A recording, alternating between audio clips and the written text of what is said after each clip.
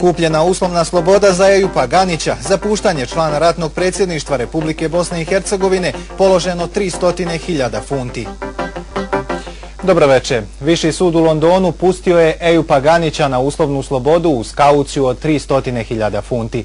Ganić ipak ne može iz Velike Britanije najmanje do 14. aprila, kada bi trebalo da bude održano ročište na kojem će Srbija obrazložiti optužnicu za ratni zločin počinjen u Dobrovoljačkoj ulici i zbog čega traži njegovo izručenje. I pored puštanja na uslovnu slobodu, Ganić će imati ograničenja u kretanju. Osim oduzimanja pasoša i zabrani napuštanje Britanije, Ganić će imati obavezu svakodnevnog javljanja policiji, a preko noći neće smjeti da napušta objekat u kojem bude boravio u Londonu. Osim advokata, sudskom ročištu su prisustvovali Ganićevi sin i kćerka, koji su naravno zadovoljni odlukom londonskih sudija. Zaključu rekao da oni jednostavno njega ne mogu držati niti dana dalje u zatvoru.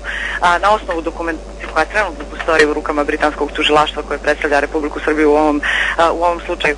Kauciju 300.000 funti za Ganićevu uslovnu slobodu platila je u javnosti već spominjana Sanela Jenkins. Za Ganića su svoju imovinu založili za sada nepoznati i navodno ugledni britanski građani. Ganić će na teritoriji Velike Britanije ostati do odluke suda po zahtjevu Srbije za izručenje. Srbija će imati 45 dana da Britaniji dostavi nove dokaze o Ganićevoj umješanosti u zločinu Dobrovoljačkoj.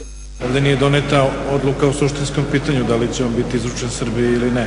Ovdje, kao što znate, njemu je oduzet pasoš. Prema tome, ovdje je samo bilo pitanje da li će do tog roka ostati u pritvoru ili će biti na slobodi u Velikoj Britaniji. U Republici Srpskoj reaguju srpske žrtve rata i političke partije. Jedni i drugi se slažu da puštanje na slobodu ne znači da je proces protiv njega okončan, jer je Ganić i dalje zatočenik u iščekivanju izručenja Srbiji, koje svi u Republici Srpskoj bez zadrške očekuju. Ja sam potpuno uvjeren da gospodin Ganić ima odgovornost, ali to će utvrditi prije svega pravosudni organi i uvjeren sam da dokazi koje je Srbija dostavila su sasvim dovoljni da njega održe u pravosudnom postupku pred sudom u Srbiji ili bilo gdje u svijetu.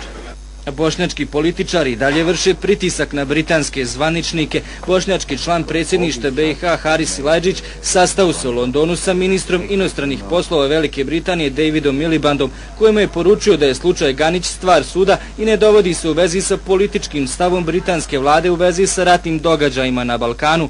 U isto vrijeme SDA u Sarajevu predala peticiju britanskom ambasadoru u BiH kojem zahtijevaju puštanje Ganića.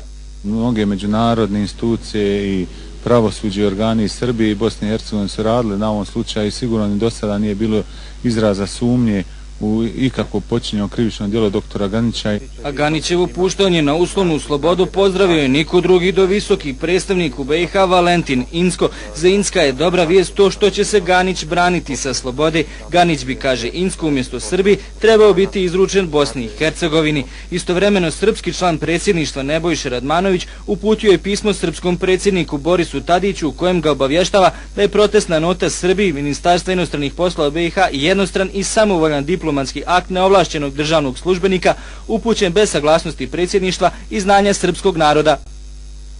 O slučaju Ganić i u Pečatu koji je na programu nakon Dnevnika. Dubravka. Tako je, Jasenko, i večeras u Pečatu govorimo o osumnjičenom za ratne zločine Ejupu Ganiću, i to snagom novih argumenata i sagovornika. Pečat je provjerio i zašto Bošnjaci krše ustav u Ustikolini, gdje se Srbi povratnici svaki dan suočavaju sa pitanjem ostati ili zauvijek otići. Svakako nakon Dnevnika ne mijenjajte kanal. Za zločine nad Srbima u Hrvatskoj novo oslobađanje optužbi i smanjenje kazne. Vrhovni sud Hrvatske oslobodio je hrvatskog generala Rahima Ademija optužbi za ratni zločin u Medačkom džepu 1993. godine, a generalu Mirku Norcu kazna je smanjena sa 7 na 6 godina zatvora. Žalbeno vijeće tako je potvrdilo odluku bivšeg županijskog sudije, a danas člana Vrhovnog suda Marina Mrčele. A apelaciono odjeljenje Okružnog suda u Oslu proglasilo je bivšeg pripadnika hrvatskih oružanih snaga Mirsada Repka krivim za zločine počinjene u logoru Dretelj. Visina kazne bit će određena u aprilu. Norveški sud je u prvostepenom postupku u decembru 2008. godine Repka osudio na 5 godina zatvora i naložio da žrtvama isplati odštetu u iznosu od 100.000 maraka. Iz Agencije za istrage i zaštitu potvrđeno je da su primili prijavu koju je protiv predsjednice suda BiH Medžide Kreso, glavnog tužioca BiH Milorada Barašina i više tužilaca i sudija podnijela nevladina organizacija Croatia Libertas.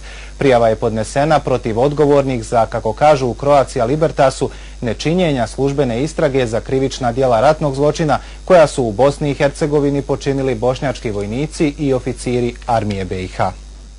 39-godišnja Sanela Jenkins, rođena u Sarajevu i udata za direktora moćne Barclays banke, uplatila je 300.000 funti za privremenu slobodu Ejupa Ganića.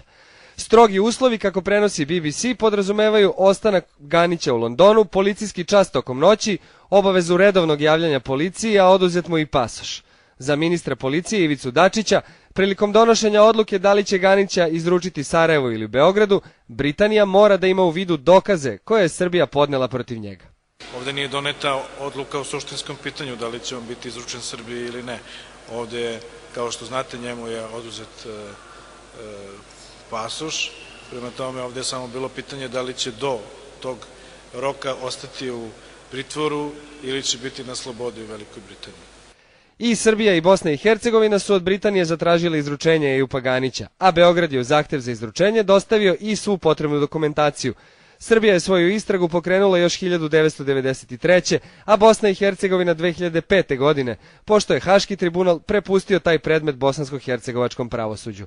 Osim za zločin u Dobrovoljačkoj, Srbija Ganića optužuje i za napade na bolnicu i kolonu sanitetskih vozila u Sarajevu.